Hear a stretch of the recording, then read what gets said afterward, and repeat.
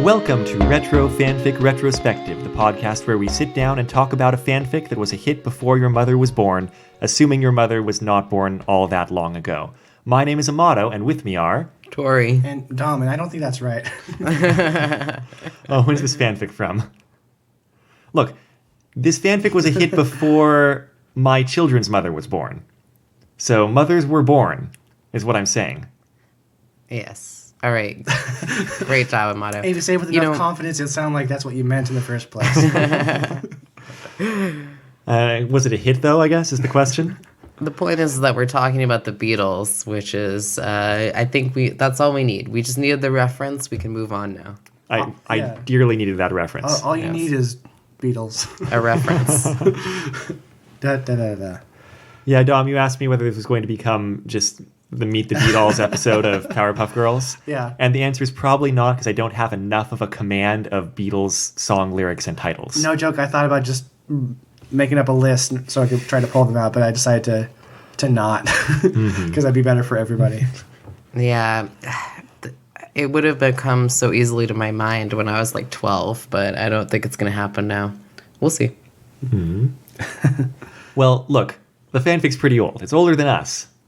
Is it? Oh, yeah. Is it now? Yeah. Tell us how old it is, Amato. What? Yeah, that's weird. That's older than you, Is old it? man. Is it 64? No, it was not 64. When it is 64, we will probably not be doing this podcast, but, we could read it again. Will we do this podcast when I'm 64? We won't still need you when you're 64. We'll have someone else. Harsh. You're going to replace me with a younger model. We're going to need to get that youth interest about old fan fiction in on this show, you know? You know how that cutthroat world of podcasting is. Yeah. It's all about the young, hot voices. Speaking of young, hot voices, meaning the Beatles, it's a Beatles fanfic. It's our first delve into real person fan fiction, which is a thing.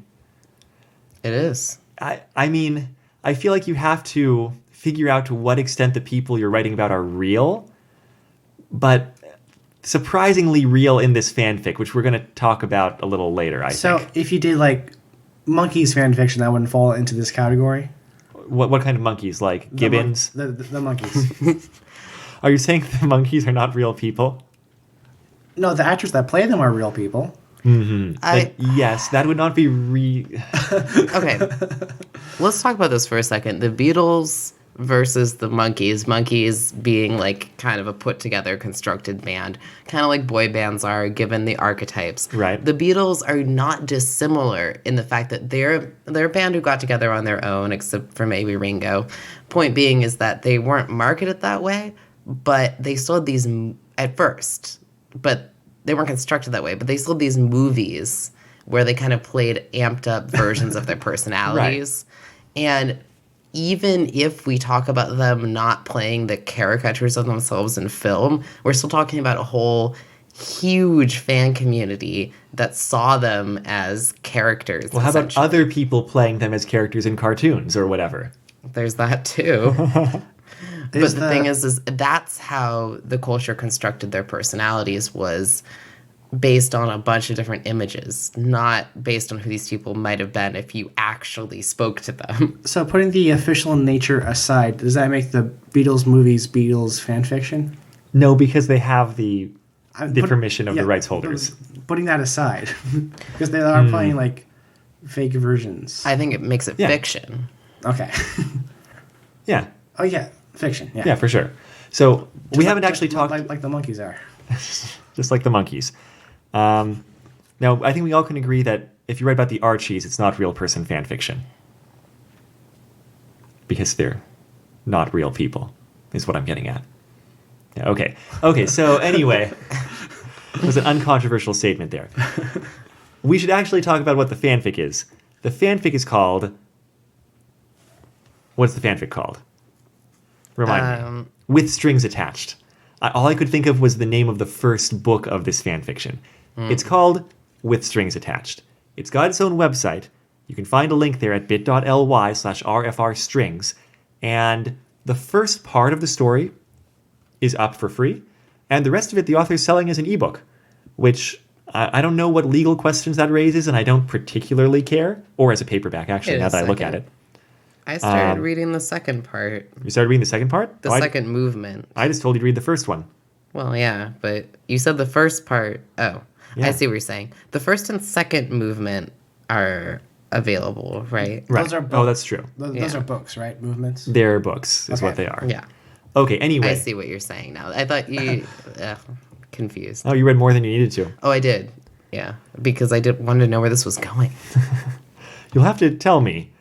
So, the author was into the Beatles. I'm summarizing here a whole lot, okay?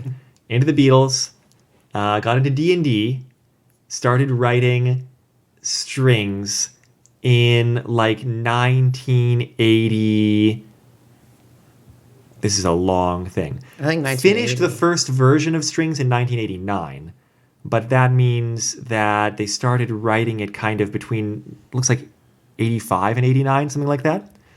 And when it was done, it was published in some way, but then the author also sort of started going back and rewriting it in fairly short order. It was, or they put it up on the web, you know, in like 2000, and apparently it was fairly popular then. But then the author kind of like went back and finished it way, way later. It's all very confusing in my mind, even though the author lays it out fairly clearly in, you know, a file here on the website. The author sets the first chapter in April of 1980, which is, of course, you know, like 6 months before John Lennon's death. So I kind of had the impression that they started writing before John Lennon died. So it was interesting. So it is written after his passing. That's actually kind of interesting to me, considering the portrayal of the character. It's also interesting, D&D being an influence on it, because that's all I knew going into this, was that it was some kind of Beatles isekai, and it was like some kind of, you know, D&D influence thing, which meant I was expecting something very different from what this fanfic turned out to be in terms of tone and content. That is an isekai, isn't it? Oh, sure, it's an isekai. I mean, the word isekai is new. The concept is not new. Yeah. I'm just having fun kind of transposing that into the modern movement. Wait, what does that mean? If listeners are like Tori and don't know what this means, Yeah. it's a word out of Japanese, and it's the genre of someone being transported to a fantasy realm and like having to probably fight some goblins and gain levels or whatever. Isekai means another world or other world. These days, a lot of isekai is very like, what do you call it? Game fiction kind of thing, but it doesn't have to be. It's just kind of the... It's morphed into something else. It started off as sort of a niche little unique genre, and it's since blew up to the point where you can... it's been manufactured to death at this point. What, Yeah. So it's like Alice in Wonderland? Yeah. Like, I mean, more like El Hazard, but... No. The trope is a character, like, gets transported to another world, either summoned or dies and gets reincarnated. They go into another world, and they then have some sort of super magical cheat ability that makes them the best in the world, and they go through the entire world kicking ass and taking names. Yeah, that sounds about right. And that's gotten so cliched that now there's ones where they get transported and don't have a cheat ability, and that's the hook.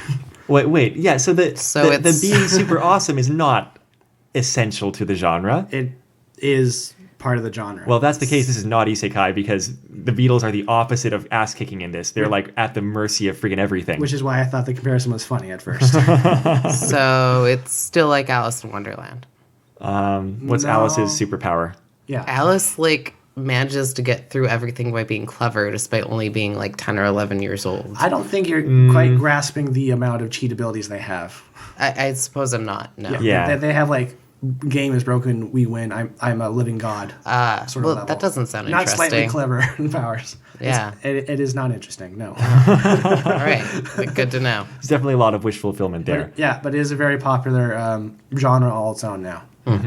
So we were getting at this before, or, you know, inching towards it, but I was expecting something featuring kind of the cartoony, Yellow Submarine, Beatles cartoon, like fictionalized version of the Beatles, because that's who I thought would make sense to drop into some kind of D&D world. Yeah, because they have plenty of films about them where they're fictionalized versions of themselves. But what we actually get is, it's not those versions. It's hard to say historical versions about people who are in some cases are still alive, But it's but not like a cartoon and stuff. grounded in the lives of these people in 1980, whatever. When does it start? April 11th, 1980. 1980. Like their circumstances of the real Beatles people in there are kind of where they're all launching off from as characters. But Yeah. it's not the cartoon and it's not the Beatles movies. No, this is like John Lennon married to Yoko Ono. This is like, Yeah. George Harrison, who like is very Buddhist, maybe too Buddhist in this fanfic. Oh, Yeah. I just want to disclose up front that I had a busy week with a seasonal job and rehearsals for Midsummer's Night Dream, and I didn't actually manage to make it around to reading this, so I'll just be asking a lot of probing questions, I think. All right, so are you familiar with the Beatles? I am familiar with the Beatles, but not as much as everybody else seems to be. I grew up kind of passively listening to the Beatles. Like we had some CDs and like mixtapes that we went through, but I never at any point like researched, never got whole albums to sat down and listen to them or looked up the history of it because I was just enjoying the music pretty much. How dare you? I don't know too much about the lore. I know Paul is dead, but that's about it. It's true. So just hopefully I can make through this podcast with a little help from my friends. Well done. Going up from you, I know more, but mostly through like weird osmosis and such. For example, I couldn't tell you between Paul and George which one maps to Princess Morbucks and which one maps to him. So, I'm just not that familiar. Obviously, Ringo is Fuzzy Lumpkin, and John is Mojo Jojo. Yeah. Absolutely. But Tori, I think you're going to save us here, right? Yeah, well, I went through a belated Beatlemania in my youth. I mean, like, I was one of those kids who grew up on classic rock, listened to the Beatles, listened to Moody Blues, listened to Pink Floyd growing up. And I went in middle school, like maybe around 6th grade. I've always been a little like very into music and play guitar and stuff.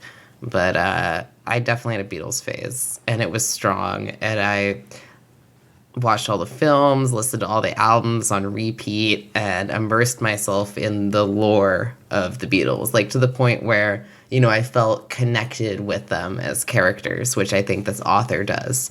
So I do think maybe that will help me lend some perspective on where this author's coming from. So as the resident Beatles historian, what's the significance of starting in 1980? John Lennon was killed in October of 1980. So I think what this author is doing is they started in April. So I think they're trying to do it, this is about 10 years after the Beatles broke up. They're trying to do it right before he died, because in my mind, what this author wants to explore is the fraught relationship of the Beatles, almost a decade after they'd broken up, and what that felt like then. And I think they do that in this. I think it's mostly about John and Paul, because I think as, when we look in on the Beatles, we think about their relationship. It's, the Lennon and McCartney, what happened there. And this author does a little bit of Yoko blaming, actually quite a bit of Yoko blaming, which makes me sad. Don't the characters do that? Well, yeah, but I don't see the author, disagreeing with that, Well, let's get into this from the start, and maybe we can talk about it. Okay. So we start off with some weird dream from Paul. And Paul is, I would say, the mainest viewpoint character, especially early on. Yeah. And, he's having a dream, he's, watching TV in the dream, and, some, weirdo glowing humanoid shows up in his dream and is like, hey, what are you enjoying this, Western or, adventure stories that you're watching on this TV? And Paul's like, oh, yeah, I mean, it's cool. And the glowing figure is like, wouldn't you like to have adventures like that? And, it's talking to him like, no, seriously, you want to have an adventure on another planet? And Paul, who is completely certain he's in a dream, is eventually like, yeah, sure, that'd be a lark. Why not? Never follow a stranger to a second location. It's not safe. And this creature's like, great, well, we're gonna do this. And by the way, this wasn't a dream. It's a telepathic contact that's easier to do while you're unconscious. So have fun. Yeah, and they also say you won't remember anything that we talked about. So, all right. Well, so what spell is that? This is actually not magic, which is one of the strange things about the fanfic. So it's a Dark Sun? It's not. Dark Sun was not a gleam in an advanced Dungeons and Dragons eye when this was written. Really? Yeah. That was later 80s? 90s. 90s? Yeah. Oh, that late, huh? I know. Barely even retro. That's not true. It's still retro. Dark Sun was the best. Yeah. Dark Sun wasn't the best. Planescape was the best. Dark Sun was the second best. Thank you for that. I mean, needed that. It's just because Deterlizy, I like Deterlizy more than Braum, even though Braum is great. So everyone, all these Beatles fans who are listening to this podcast understand what I'm talking about, right? Right. Yeah. Totally. The point is, as we find out when we get back to this, character who talked to Paul in around episode 4, chapter 4, I mean, is that these are aliens with super advanced technology. I thought this was a D&D thing. It's playing kind of, D&D inspired the author to write it, but it's not, in fact, a D&D crossover in any way. It's kind of super meta. Should we just kind of identify exactly what's going on we're right now? Let's do that. These are aliens. If there's 3 aliens behind this, they are college students who are doing some kind of crappy sophomore research project. And in whatever society they're in, this idea of using their super powerful technology to pluck people out of one world and drop them in another and observe, it's like a field of sociology. And so the impression you get is that they're doing a really crappy project that's not going to cover any new ground. It's just them kind of replicating stuff that's already known. In fact, their supervisor at one point checks in with them and is like, okay, so these random people who you completely randomly selected, are they close enough to races that there's been research on that you're going to be able to apply existing knowledge? And oh yeah, absolutely. These totally random people that we chose are, we'll be able to do that.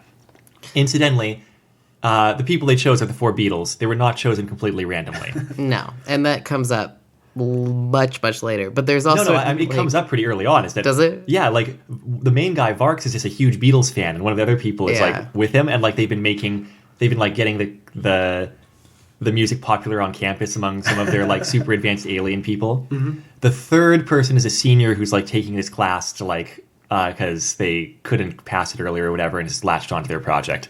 Yeah. So this whole thing is the college equivalent of the baking soda volcano? Yeah. Kind of. It's more I don't know. Well, there's this other thing that happens later where they enlist someone else to help them, and this other person they enlist to help them keep their project running is considered to be what did it say, a player? He's part of some sub-community of people who do this with beings, not for research but for fun.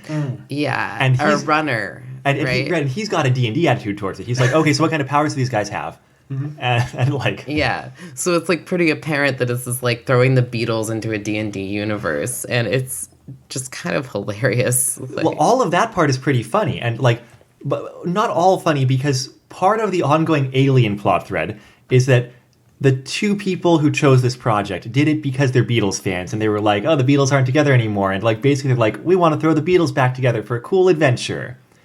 But then they didn't really think that through. Yeah, I was thinking, if you were Beatles fans who wanted to put them together in an adventure, then wouldn't you do it in some sort of musical setting? I'm just throwing stuff out here. Because that's where the later on the runner player guy comes in. He's just basically a RPG fan who loves to play D&D, but I guess AD&D because he's playing a more of a computerized version of it. Mm-hmm. And what he does is bring real people into these worlds. So I guess it's a common thing to do. But they always seem to be fantasy-esque settings, so that's weird because they're transporting them to other planets.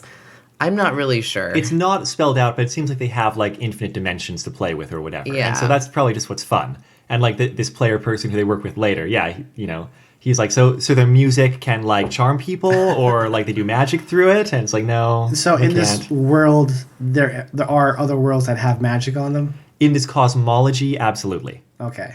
And we should probably get to the main plot of the fanfic, because all that's going on in the background. So are they transported to a place that has magic? They are transported to a place that has magic, but they're just kind of dropped there with rejuvenated bodies back to their Beatles era, Beatles mania era bodies. Replete with mop tops and everything. Like, it's kind of ridiculous. And they each have a guitar, and that's all they're really given. Yeah, but the first thing that happens is it's John and Paul. And, of course, they're at each other's throats. They even get into a physical fight because Paul thinks that John has... Paul thinks John has done this on purpose. And what he says is, this is one of Yoko's little plans or something. Like, she manipulated you into doing this to me. And I'm just like... That seems like a reach, oh, God. It's quite a reach. But I understand this comes from the whole Yoko broke up the Beatles thing. And it's like... Nah, y'all. Like, John Lennon is a piece of shit, by the way. Like, I'm just going to lay that all out there. Like, he abused his first wife. I wouldn't be surprised if he was abusing Yoko Ono, too. Yoko Ono was a talented artist and an amazing person. I just don't see this gelling. But this is, I think, it's not where the saying author's Yoko coming did do from. this, though. That's just No, words put she in Paul's didn't, mouth. but that's what Paul thinks. And I still just don't think...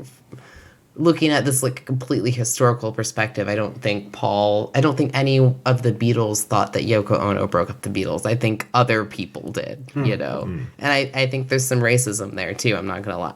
But moving on from that, wanted to put that out there. I'm not gonna argue, on that point. But yeah, so here's where like there's this big disconnect. It's like there's kind of like the goofy opening, and whenever we get to the aliens, it's kind of funny because it's just like this weird like college milieu and like these people getting in over their heads on their project. But for the Beatles, this is not in the slightest bit funny or lighthearted. Everyone is completely freaked out, going through like I don't know what to call it, like. It's very, very stressful, obviously. Yeah. People are in various degrees of shock to some extent. Like for the first whole part of the first book that, I read, it's called Fabulosity. George is kind of like, this is all the plan of Krishna. Like, if I'm religious enough, like, we're going to get out of this. Eventually, later on, he kind of accepts that, like, this was not an act of my God. Someone did this, but it wasn't, like, a God-driven thing. And then he feels like he can finally kind of breathe, but that's, like, 8 chapters in. Isn't that, like, almost at the end of part 1? It almost is, yeah. Yeah. So for the first full part, he's, like, totally religion-obsessed to try to deal with this. Of course, obviously everybody else is. John latches onto this idea really early on that, like, look, we've all been brought together, like in our, young bodies, we gotta have guitars. Clearly what we're supposed to do is play Beatles music, like as a Beatles reunion, and then we'll be sent back to where, we came from. That sounds like a plot a Beatles fan would come up with, yeah. No, it's a reasonable theory, and it's totally wrong, and it doesn't do anything, and obviously that just throws people into, like, greater despair or whatever. Well, I think... This is so weird, but yeah, the first thing that happens is, they, like, everybody finally finds each other. Kind of like the first thing is they meet their first person from this world who's like a farmer. Yeah. And there's a lot of talk of, like, cross-chasmers, which they're supposed to be, or there's a whole from cross-chasm. There's a whole cosmology and geopolitical situation that they're dropped into, and in normal form, like, they would rather not deal with it, but they kind of have to. Mm-hmm. And so I forget a lot of the proper nouns involved in this story in terms of place names and people names. There's a lot going on. It's not nearly as bad as like following a lot of kind of the epic fantasy genre, but it's that same direction, right? Where basically they're in this kind of part of the world across something called the chasm that is removed from the gods. This is considered to be, by the farmers who live there, or like, the kind of the peasants people, considered to be a good thing, because gods are basically like meddling assholes and who wants to deal with them. Sure. Which is fair, right? Yeah. However, another social group crossed the chasm a while back and conquered them and said, hey, we've brought back the gods. We're here by divine right, and you have to do what the gods say. The gods still don't actually have any influence here. But that's like the fiction used by the ruling class to justify their, Well, we don't know if the gods have an influence or not at this. It's pretty clear that they don't.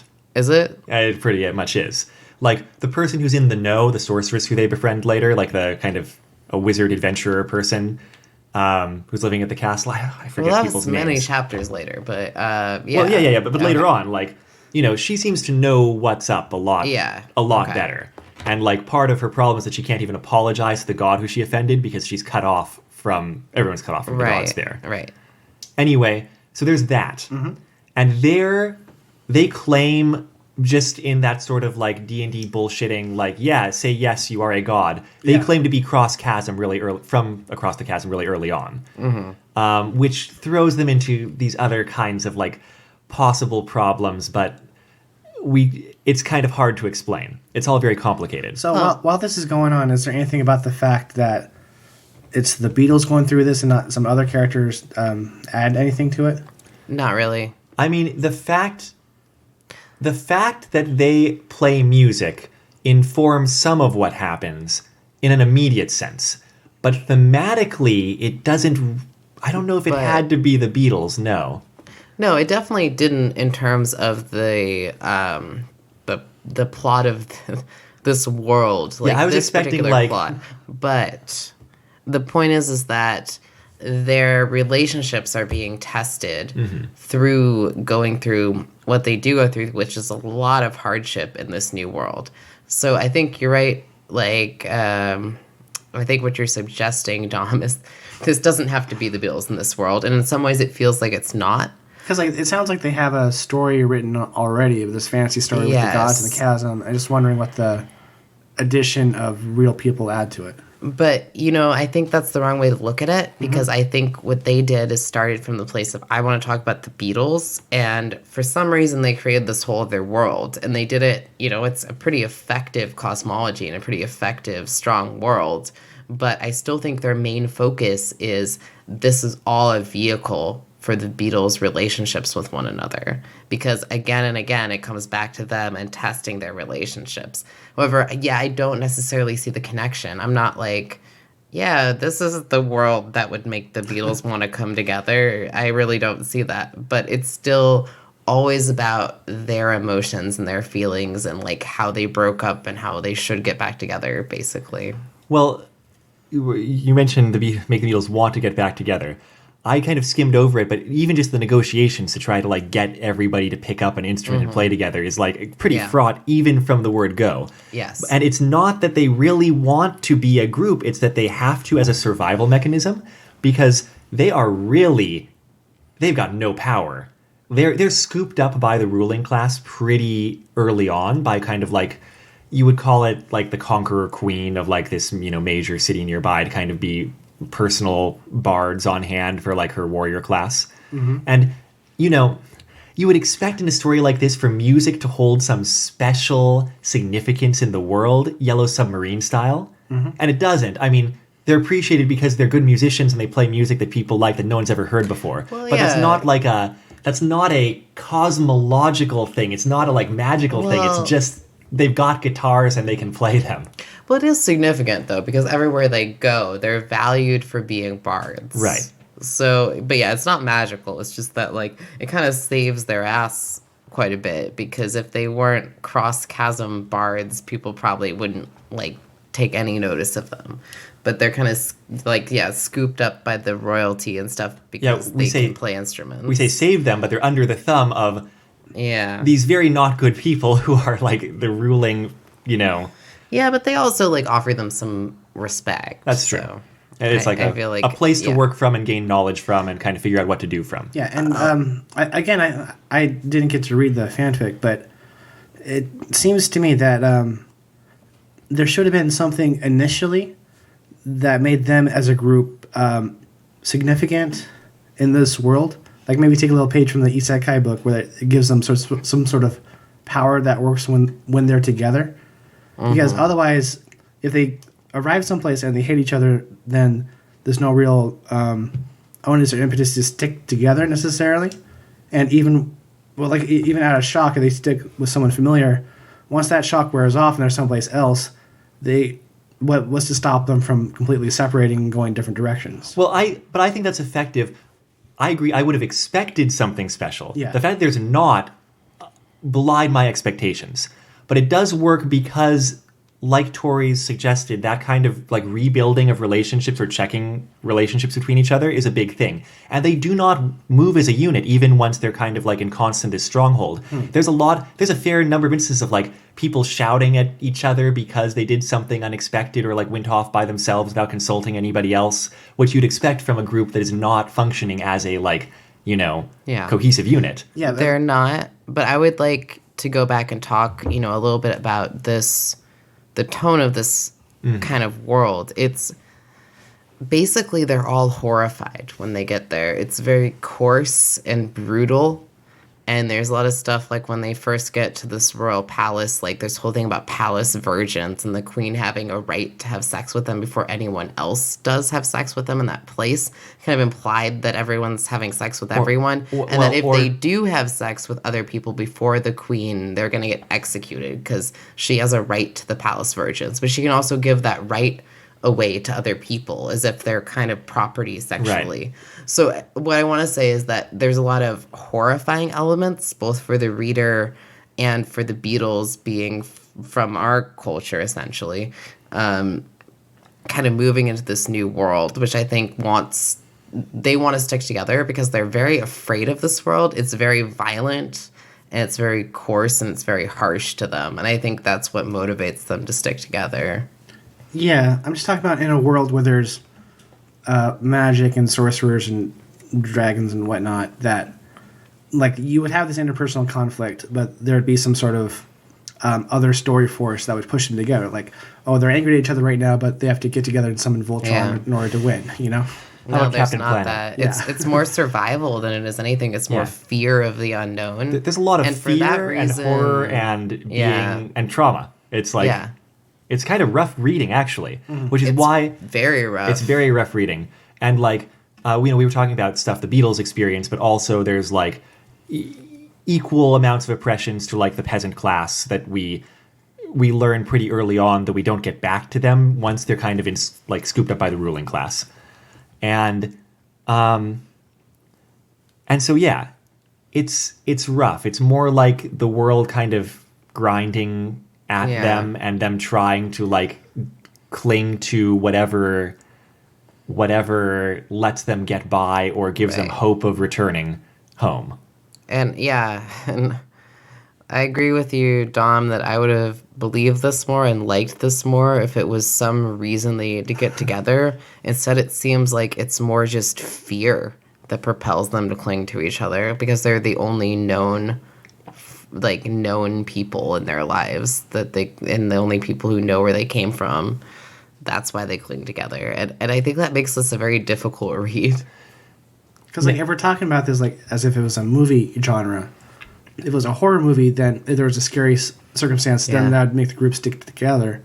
But if it's supposed to be an adventure, then it's supposed to be some sort of common bond or skill that sticks them together to move through the story. But it's almost more of a psychological movie, which is surprising. Yeah. But I think, for what Dom's saying is like such a great point, because I think that's what made this so uncomfortable to me is I think it's not clear as a genre, and even then it's not clear what causes the characters to stick together other than basically like... Well, they don't have any options. Yeah, they literally don't. Yeah, which makes it very uncomfortable. And I am, I am a person who finds like the horror genre really uncomfortable, and I don't like to watch horror movies. And I think maybe horror is exactly where this falls in terms of genre. Weirdly enough, because I think I would have placed it more as like adventure. Right. When you think about we're throwing them into a fantasy world, and they're gonna, but they don't have fun.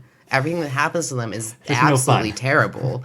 And kind of gross and sometimes just really traumatizing. Well, sometimes there's strange other directions. Like I want to talk about the kind of Paul plot in book one. Well, just a quick question. Yeah. While all this stuff is going on, is the alien collegiate hijinks mixed in with this? Or is that and it's not all...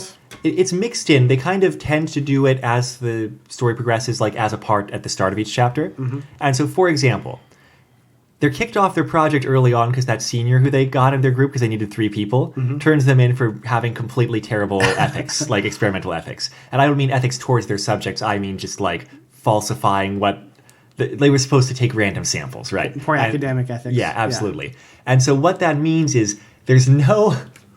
It's all so collegiate. It's pretty funny.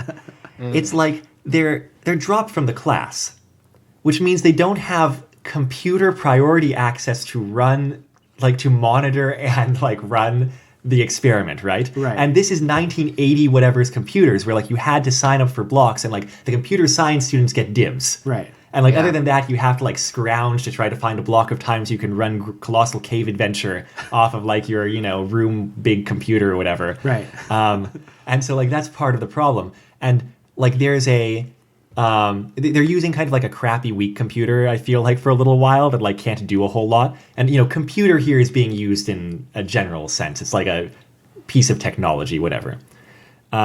Which means like a weird thing happens to John where, for reasons we don't need to get into, someone ends up throwing some magic metamorphizing powder on him.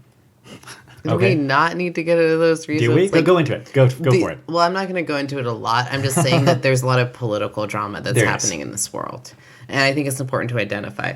Is that totally similar to the collegiate stuff that's going on? No. No, not Not at the slightest. it's like we're getting a lot of different worlds. We're getting the world of the Beatles, their relationships with each other. Which is and more we're- or less the real world. Yeah. I mean, or someone's view of their relationships in the real world, right? Exactly. And then we're also getting this fantasy world that Which has is- its own political drama. And when we say fantasy, we don't mean D&D, we mean Game of Thrones.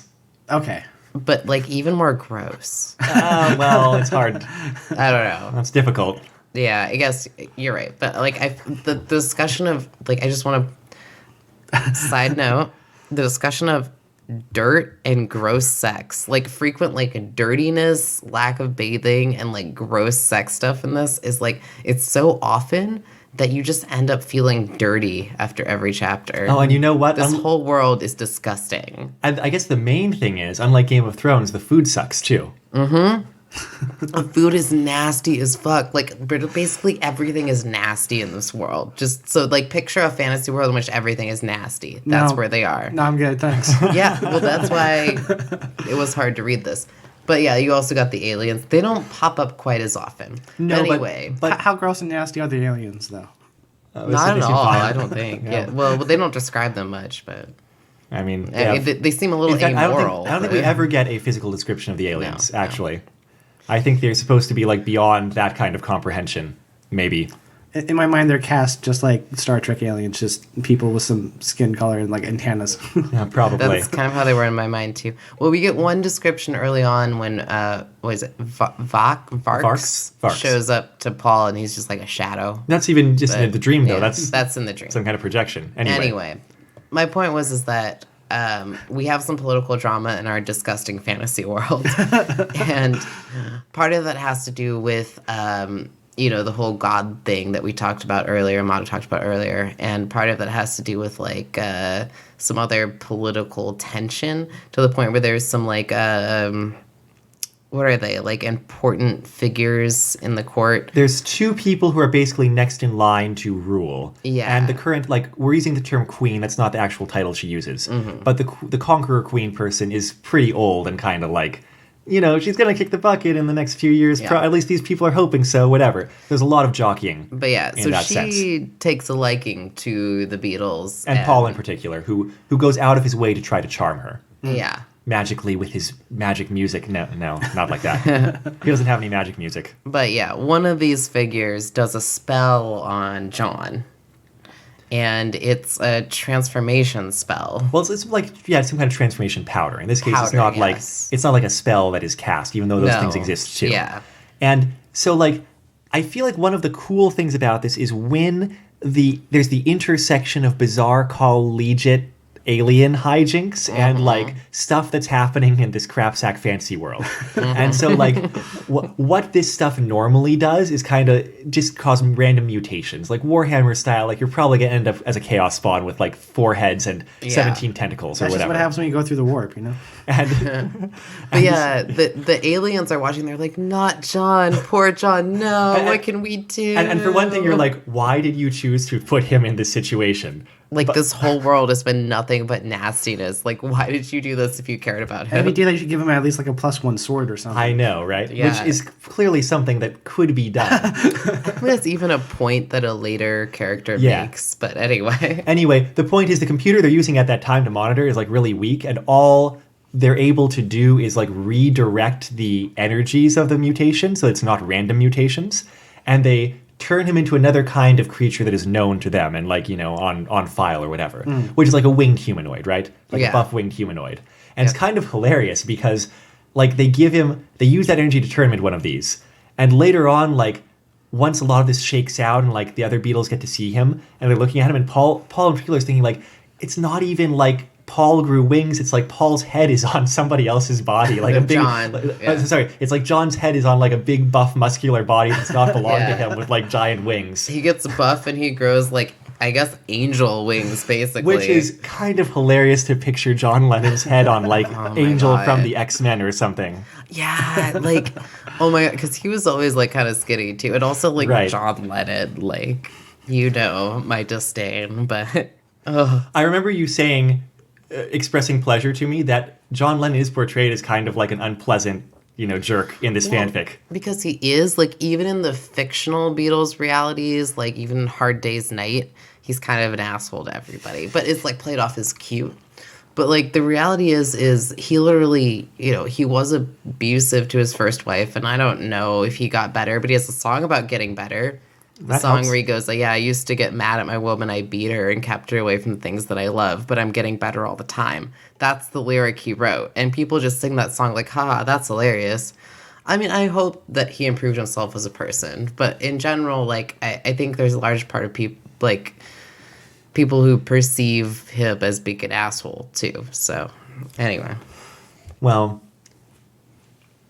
growing wings that actually function is pretty much the only thing that anybody is happy about in the whole fanfic in terms of the Beatles, because John's way into that. John, I have them right. Yeah. Once he figures out what's going on. I will say that it is funny to see them as characters in this because I don't know, we haven't really talked a lot about it, but we did mention George basically is just calling out to Krishna all the time because at this point he's Hare Krishna and that's his spirituality, but like it's I said Buddhist. Of course not Buddhist, he's Hare Krishna. Yeah, but it's also made out to be like weirdly comical and like the only aspect of his personality. Ringo is very minimized as a character. Ringo's hardly there. He's hardly there, which is not uncommon for the fictionalized Beatles, right? Yeah, y'all have said nothing about Richard Starsky.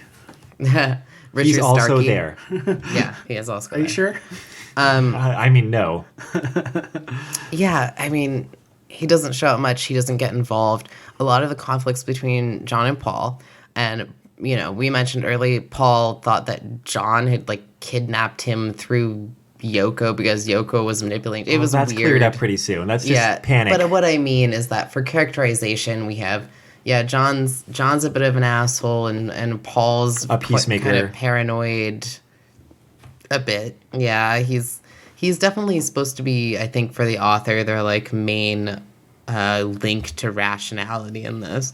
But George is just like over the top with his spirituality to the point where he's almost nothing other than being a Krishna. So, and trying to rectify his religion with what this world is giving him, and I think it's effective. I think it's effective in terms of different ways of people just totally freaking the fuck out about something that they should be freaking out over. Yeah, because Paul's attitude is like he's the one who's always looking for something they can do that provides some avenue of hope or helping, maybe get them back home. Paul's definitely the rational one. He's also panicked a lot, but yeah. Yeah, but all of the four. He's the one who's trying to do the most useful things most often. Anyway, I only read up through the first book, which is called a movement, and it's called Fabulosity. I don't know why. And it does feel like a cohesive book because at the end of it, the situation changes drastically. As you might expect in a society where they're outsiders and there's a lot of like taboos and like rules that they're under the thumb over, or else they'll probably be killed. They end up tied to a stake and about to be set on fire? Yeah. Oh, cool. They're not actually tied to the stake. Yeah, on executioner's block or hangman's gallows, etc. Yeah. And they're teleported away by this kind of ally that they made who doesn't necessarily like them that much, but like she's really looking for avenues to... No one likes them very much in this world. No one likes anyone in this world. But who has clung to them in a couple of ways as like a possible way of getting her own goals accomplished. And she teleports them out while claiming that she's disintegrating them with her magic. That's a good one, yeah. And they're supposed to go do something for her across the chasm. Well, yeah, originally she was going to come with them, but then some circumstances intervened and she couldn't. She has this kind of makeshift D&D plan to get herself across the chasm. It's kind of like interesting once you pick up all the details, because she was banished by the gods across the chasm and cursed that any boat that she steps foot on will sink. She's Gru the Wanderer, basically, in that sense. And so she can't get back. She hasn't been able to contact any of her friends across the chasm. And so she's like, oh, you grew wings and you can fly and you can propel yourself. Yeah. I have all this magic stored up and I'm going to use it and you can fly me across the chasm for multiple days and I'll keep casting strength spells on you so you can carry me. And I'll keep casting like nutrition spells on you so you don't have to eat. Yeah. And, Paul's like, okay. Sorry, John, who has the wings. Yeah. Like, okay, sure, I guess. But eventually it falls apart because of the extremely like minor detail that like he needs more food than she had taken into account, like to maintain his like super hyper buff, able to fly body. And anyway, it's all very specific. Anyway, all I'm going for with that is that there's a lot of characters who have very specific goals to which the Beatles are very peripheral. And it's kind of a cool thing about the setting is that like it feels real in that sense where like just because there's now some British musicians in this setting, it doesn't really change all of these existing power dynamics and schemes and, people's personal interests, and no one really cares about them except the extent that they would. And it's kind of well done, honestly, in that sense. It's kind of strange, though, because you really expect when the aliens pull them together specifically, and at the very start, that they're going to be the center of this whole story and this whole narrative. And especially because they're sort of developing better relationships with one another. They're at least, John and Paul are at least speaking to one another now. And frequently they are playing as quote-unquote bards in this world. They're playing music together to the point where their fingers are getting bloody because apparently they were renewed to a younger state where they didn't have the strong calluses of playing music for decades. Weren't they still musicians at that point? Well, they were musicians, and since they were teenagers, so they'd already have calluses on there. One assumes, yeah, but apparently once you're 40, you have better calluses. I don't know. So it's not time regression, it's body regression. That's the implication. It's not like they have the exact bodies they had at that point. It's that they're youthened, and as a result, they lost some of these things. Okay. That was my read on it. Yeah, I guess that's the only read you can take. I mean, their hair goes back to where they were in like the height of Beatlemania, so you would assume they'd still have finger calluses, but I guess they don't. Point being is, there's a lot of little things. Any other little things you want to talk about? Well, no, actually a couple of big things before the end of this. There's a thing that happens with John's transformation. His psychology is affected by this. Like, he just wants to fly no matter what, and he feels like super weird and powerful, and like his brain is affected by his transformation, and it's super scary for him. And then also, because it's so scary, he's given a drug by the female mage they meet that makes him kind of, calm down, and they have a weird interaction because of that. Well, yeah, she needs to like get him under control before he like shows anyone he has wings, which would be cause for being murdered. Right, and at first he thinks he can't fly, and then he does. So there's a few little beats, but the big thing is something that happens with George. That happens in this book. Yeah, book one. No, I don't want to talk about this, but we don't have to dwell on it. But it's worth mentioning. Well, it's important to mention. Yeah. Among the sexual assault that's happening kind of in the background of the setting, which is terrible, is that George is like assaulted at the end of book one. Yeah. And like magic drug is involved. It seems traumatic, but I didn't really have time to read the follow-up because the follow-up doesn't really happen. That happens at like the climax of book one. So there's no time for a lot of fallout from it in what I had read. Yeah, there's a lot of stuff going on around and sex in this, and actually George's reaction is explored more. I read maybe 2 or 3 chapters into the second part. It's explored more, And I actually kind of hate the way it's explored more in that part because he questions whether it was actually assault because he was willing at the time, and he was only willing because of this drug. But it's important for his character arc because he's questioning his faith in Krishna, not his faith specifically, but where it's led him in his life. And if like it's led him away from like all human pursuits. So when he thinks about that sexual experience, he's like, oh, well, I understand now that I'm still a human, and I understand that I don't have to give up my faith in Krishna to accept that maybe everything that's led me here isn't an act of God. So in the second book, it's explored that this act of assault that occurs towards him is a way of him understanding that he can accept being in this other world without thinking that Krishna has either abandoned him or made it so. Mm-hmm. But I kind of hate that his assault was a vehicle for that. And it's pretty weird because there's, like you said, about a lot of assault happening in the background. Basically, they have these magic spells and drugs, and they have this idea of castle virgins. And also the not caste, but like social classes, things going on between the conquerors and the conquered. Yeah, and it's kind of like a George R.R. Martin plus thing where it's like this is supposed to create interest, and really to me just made everything a lot worse and way harder to read. Well, it's also supposed to create horror. And to that extent, it is horrifying. It is horrifying. It was already horrifying enough, I think.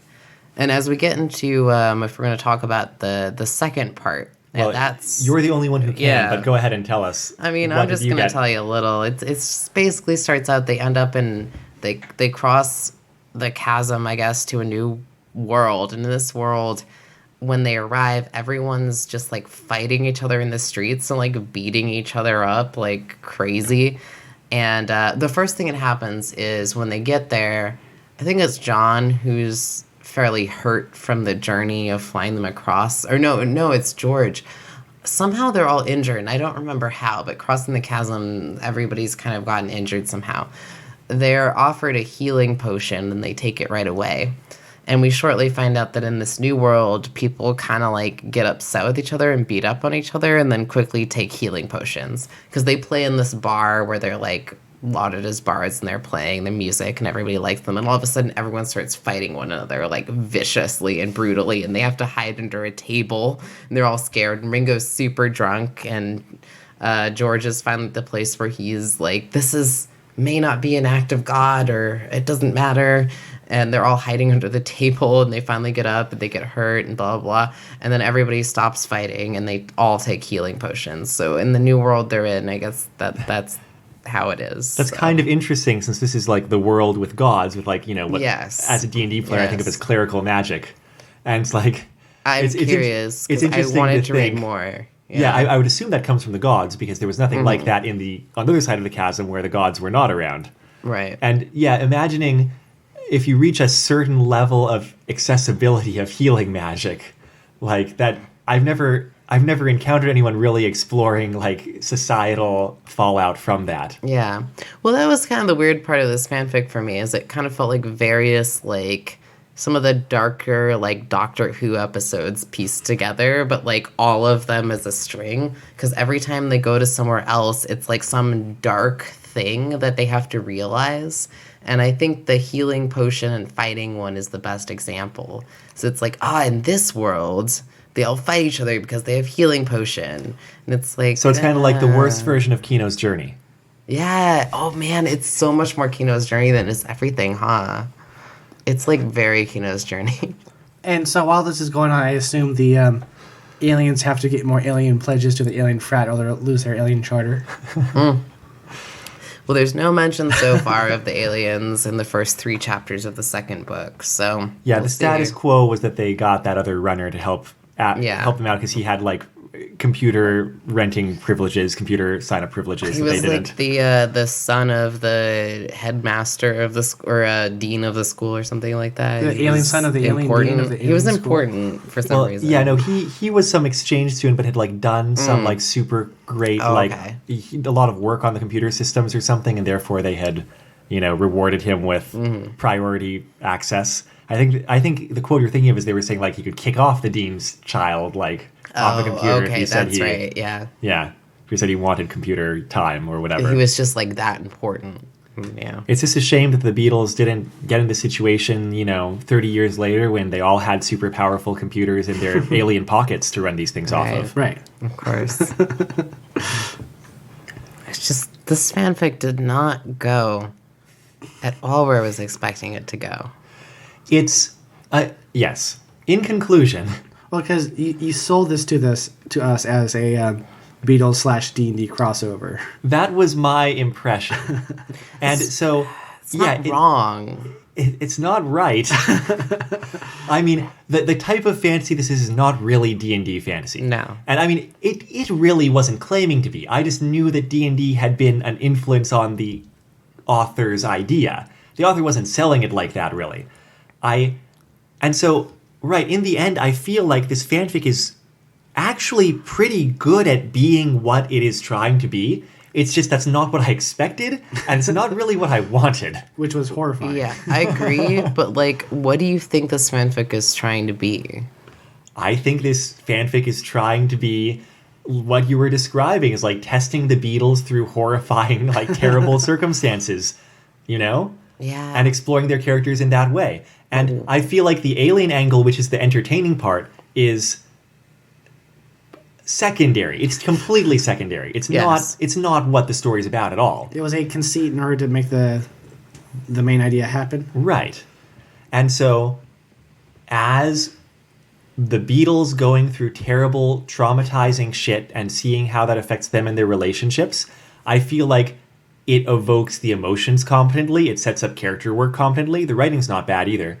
It's just not pleasant to read. No, it's not. I mean, nothing about this is badly done or badly written. Nothing. No. It's just, it's so weird. It's like the author cared about the Beatles, and how they were as, like, at least caricatures of the humans they were, or how the author perceived them as humans, getting back together as a group, as a fan, of the Beatles, the way a fan would be. They cared about that, but they also cared about creating this kind of, like, horrifying, grotesque fantasy world. They also cared about this whole, like, alien plot conceit in which the aliens were running a D&D game in which the Beatles were players, except also real people. So this is so many premises. That's not exactly what the situation is, but yeah, I get it. I mean, how else would you put it? The aliens are running a lab rat experiment where the Beatles are the lab rats. However, and then they lose access to their lab rat maze. Fine, but it also, like, fails to acknowledge that the author is, like, kind of making a D&D type conceit out of that. Do you know what I mean? Well, I know. Especially when that other runner comes in. It's a lot more. That's kind of the metaphor being used. Yeah, we're playing a game with them as the characters was right. like something the author wanted to do, I guess. It's a lot, and none of it is bad. It's just weird. So I think we're about at the point where we can wrap up our discussion. But I'm not even sure, normally I ask, what did we not like about the fanfic? And then what did we like about the fanfic? And I'm having trouble untangling my own thoughts about the fanfic in the first place, just to, like, think about that in those terms. Well, and I agree with that. And to me, I would identify that as something that I didn't like, because there is so much going on in this that it becomes convoluted. And I understand that the author had, like, a clear idea of where they were going with all these different threads, because that is apparent. But the fact that when you read it as a reader, you end up confused, I think is a point of criticism, especially because you're a little bogged down by some of the, like, more dirty and grotesque details, such as sexual assault being involved in this, when, I've said before and I'll say again, it's not necessary. So there's my criticism. I'm wondering if I should praise that just out of general, like, principle, that, like, we're used to genre fiction, right? Being able to mostly identify what kind of writing something is. And, like, I'm not sure I've read anything like this. Like, not really. Not really this genre that the author seems to have, like, created. Even like, I was comparing it to Game of Thrones, but Game of Thrones has its themes and like broad world interests that this doesn't have, because it's very at the level of how this world affects the four characters. It's like if we were reading Game of Thrones, but only through the perspective of like, you know, some random person who'd been transported turnip there. salesman. Yeah. Oh, like, yeah, okay. Cabbage salesman or something? Cabbage salesman, right? And it's like, I don't know. It's just, it's memorable. I really like that it has this commitment to doing its own extremely idiosyncratic thing. Mm-hmm. And I think that's praiseworthy, even though I didn't like reading it and I'm not going to keep reading it. You know, where my praise comes in is that I didn't like reading it either. Right. And that's but I must have on some level. It was horrifying and grotesque and gross and hard to read. But like, I do get where the author's coming from. They're coming from this like gritty medieval fantasy, right? Where like they're trying to be very realistic. It's part of that like. It's part of that pushback against the normal fantasy genre where it's like, no, look, none of this would be pleasant. All of this would be terrible. Exactly, yeah. And I think that's actually a really good thing to do, is to point out, like, why would you idealize, like, an extrapolation of medieval times? Right. Like, they were, the Dark Ages, like, things were bad. Yeah. Yeah, let's be real. And the author's into that. But I kept reading beyond our assigned reading because I wanted to know what was going to happen. So because they created something really compelling. There's something really gripping about it, like, actually. I thought it was super gross, and as I was reading, I was like, I know this is going to get worse, but I want to know. So that's my praise is they created a really compelling story. And I didn't even care that the characters were the Beatles, because, you know, I'm a little old and beyond caring about the Beatles as the concept, but also because they didn't really feel like those people would feel to me. They were just, you know, they weren't interesting characters enough to me, or at least they were likable characters enough, but I still wanted to know where their journeys were taking them, because the world was interesting and because their I may have misspoke. My point is they weren't likable characters, but they were interesting characters. I wanted to see where their journeys were taking Except Ringo. Yeah, Ringo, didn't have enough for me, but actually at the start of the second part was getting something. Oh, so, really? I mean, yeah. I guess it's not like the author would just ignore Ringo. That makes sense. No, yeah. I feel like it's more I like had faith. the author had enough balls in the air in book one. Mm-hmm. I feel like you're right. There was just nothing. I knew Ringo was going to become a character, and I still believe Ringo would become more of a character. So maybe he'll get that +1 sword and yeah. carry the party through. So what you're saying is you liked how it moved you, even if it was in some weird direction sometimes. And it's all very unexpected. I Right. think that's the compelling part, is like, I still have no idea what's going to happen. Right. And that compels me quite a bit. That's actually a bit rare in fiction. It is. Yeah. It is. Yeah. To have no idea what's going on. Maybe that's a part of what makes it so uncomfortable to read. That could be, is like, if you know someone's going to have a big terrible battle, but it's like, oh, I know this formula, it's going to fight against the dragon, then it's going to win, it's going to go home, then that's not really tension, is it? Yeah, this really happened to me earlier. You know the Babysitters Club comic adaptations that Raina Telgemeier used to draw? Mm-hmm. But like, you know, she stopped. No idea what you're talking about. Okay. So there's adaptations of the Babysitters Club books in comics. And Raina Telgemeier, who's a great artist, did like the first 5 of them. And the next few, they switched to a different artist who's good.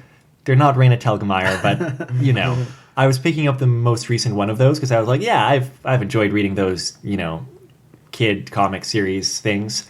And once the conflict was set up in that story, I just knew the whole shape of the story for the rest of the book. And I was just like, I don't even really want to read this. And I just put it back down. That was the Hallmark Channel movie problem, yeah. Right. Yeah. But there are some stories where you know the shape of the story and it's very comforting. That's true. And you Or like, want to see it's about how it unfolds. Yeah. In that sense, it's true. It's like, I also knew how it was going to unfold, like, beat for beat. But that's just because it was Babysitter's Club. Yeah. So on TV, they had on Nick Channel, they had randomly, I guess, it came out this year, if not this month or something, a SpongeBob live musical show. Yeah, I saw that was on air. Yeah, it was good. I was expecting it to be complete crap. It was good, but because what they did was like they didn't try to do anything weird or surprising with the story. Like you saw, knew exactly what was going to happen, But what they did was they did good performances and ways of telling and doing action, like in the meantime. Like they did good performances. Yeah. Like they had good songs, they had good dances. They did unique things with the costumes and props. That's true. You can do a lot with execution. Yeah, like there was one thing where they were doing a song about being a sponge, and what they did was like they blacked out the stage and had everybody come on and had sponges that were dipped in like day glow paint or something, and they would shape them and they'd do like motions, like wave patterns, and like make creatures out of them while the song was going on, and that was unique and interesting. It wasn't surprising. It wasn't a weird story, but it was good. Yeah, it can be comforting and can be good. Yeah. There's also shows, like where, like in Steven Universe, or like I recently watched the new season of The Dragon Prince, where like you wouldn't be surprised if a character might die, like because they create that potential for you that a character could die or something really bad could happen. Yeah. But you're usually set up for that contingency. Whereas I think what this story does is make it really unsettling to the point where you're like, I can't know what the contingency might be. Like anything could happen at any point. I think that draws it back to the Game of Thrones comparison, where a lot of people were surprised at one or many characters dying. The first time, at the end of the first book, when Ned Stark dies, you just know that, like, characters are going to die. And then you follow, and it just doesn't matter anymore. You're like, yeah, a bunch of people are going to die. Like, that's what you expect. That'd be I don't want to say enlightened, but maybe experienced thing to think. Whereas I think in this story, it's like you kind of know the Beatles aren't going to die, and like probably true. people aren't going to die, but like really fucking weird stuff is going to happen. You don't know what that stuff's going to be. Like you just have no fucking clue. It's more like you know that the Beatles are not going to die because you and the author both know that would not be as interesting. Yeah, but John Lennon turns into like a weird Harvey muscular Birdman. angel. Yeah. But like that's not that like fucking weird, except that like it affects him mentally and makes him like kind of crazy, and then like a lot of weird shit happens that you just couldn't expect. It doesn't fit. It sounds like it should be wacky in tone. Yeah. And it's not. But it's not. The tone is weird and gross. So my brain is broken from this fanfic, and I blame you, Amato. You should. And I will. In terms of other people you can blame, I realized we never mentioned the author's name. Oh. The author's name is D. Aviva Rothschild. And once again, they've got a website up with links to the first 2 books of the story, physical copies of the book and its sequel, and, other stuff. It's a fairly thorough website, history of it and all that. You can find a link there at bit.ly/rfrstrings. This was episode 66 of Retro Fanfic Retrospective. It occurs to me that it's likely to be the Christmas episode. So, pretty much. I kind of meant to get in a little Harry Potter cute Christmas-themed thing in there somewhere, but life got in the way. So instead you get just horrible things happening to the Beatles. Merry Christmas. Yeah. Well, not everybody celebrates Christmas. Yeah. Not everybody likes the Beatles. This is also our last episode for the year, right? Is that the case? Actually, I think we're going to have something filling the space on 12/30 if this goes out 12/23. Oh, that's right, yeah. Yeah. So not quite. But I think we will have recorded that earlier, so it might, effectively be the last time we're talking about the time. Now, the next fanfic that we discuss as episode 67 of Retro Fanfic Retrospective is going to be a very special time, because we are going to be talking about What Legends Are Made Of, the Pokemon fanfic written by our good friend Taran. And I'd just like to state for the record that he's the one who suggested that we do this. Amato keeps shouting that over and over again. Yeah. Look, I'm reading it. If I was Taran, I would not have suggested we talk about this on air. I just want to put it out there that Tara and I were together for 4 years, and he never allowed me to read this. So this is going to be a new experience for me. It's going to be a reopening old wounds for Taran because, I mocked it mercilessly back when I found out about it, as documented on my published MSTings online. Well, I'm excited to find out what this holds. And once again, that's likely to be the week after next, the very first fanfic that we look at in the cold, harsh light of 2020. Also, our first episode with the author physically present. Yes, we've Yeah. avoided that so far because I like being not punched. Feels like a dark portal has opened. I can't decide whether I'm laughing more about not punched or the dark portal. In the meantime, next week is a fun little diversion where Amato and Tori return to the Utna text adventure game. Yeah, we actually make some progress that time. Yeah. Unlike Sort the first of. time. Yeah, Yeah. we do. We talk to some people and seduce some others. You make good some time. you make some mental progress in your own dark descent.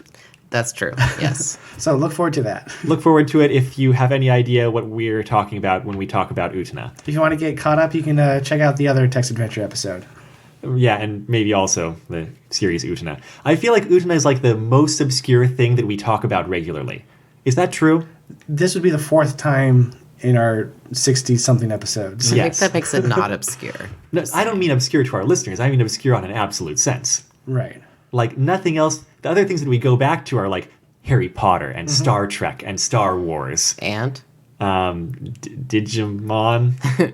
I mean, I'm just saying, like, Evangelion? Utna's just as popular as Star Wars, right? Oh yeah, I do remember there wasn't there a documentary called like Me- Nutties back in the day? No. No, Amato. All kinds of academic papers.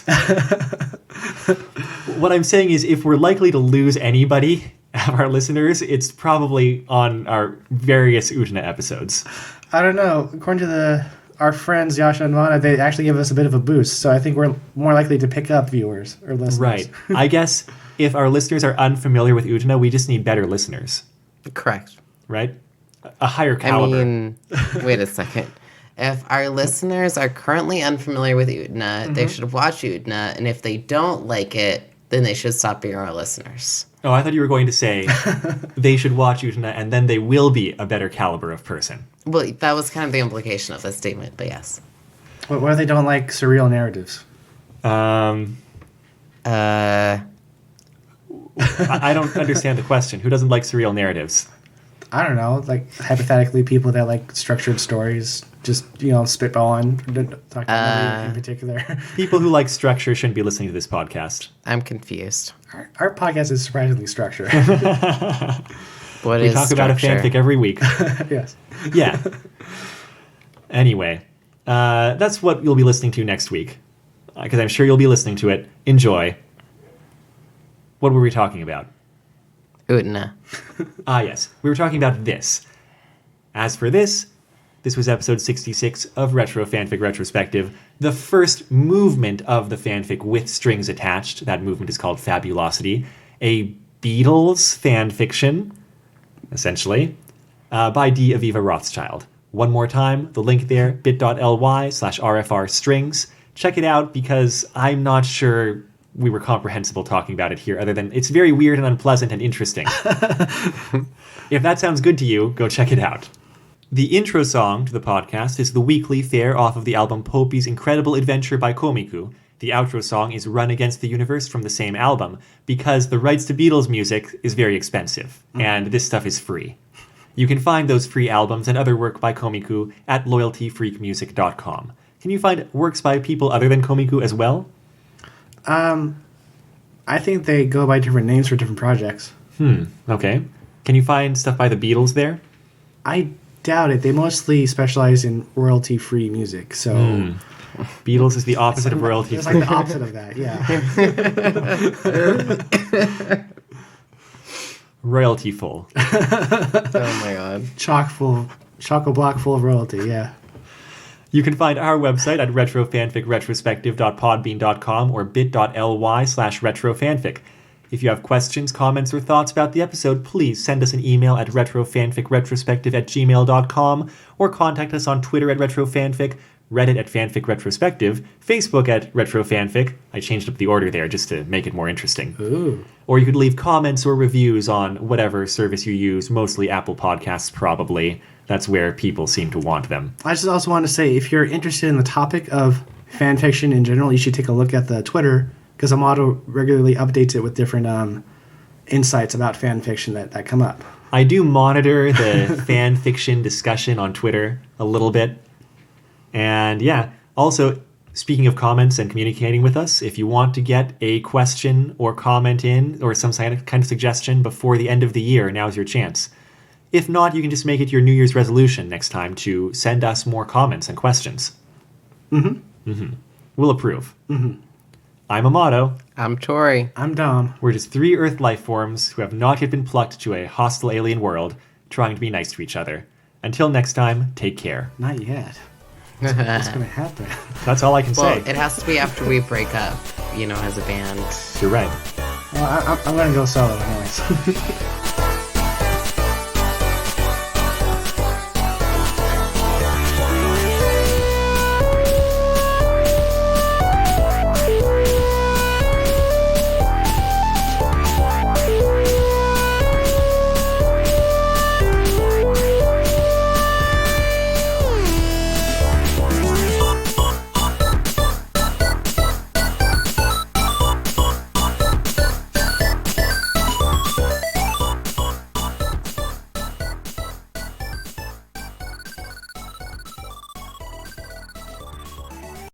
Steven's nose has always kind of freaked me out. Yeah, it's a little bit weird, but that's kind of a Steve Universe nose. I spend most of my time just not looking at it. Not thinking about it. Most of your time in life. Anyway, it took me too long.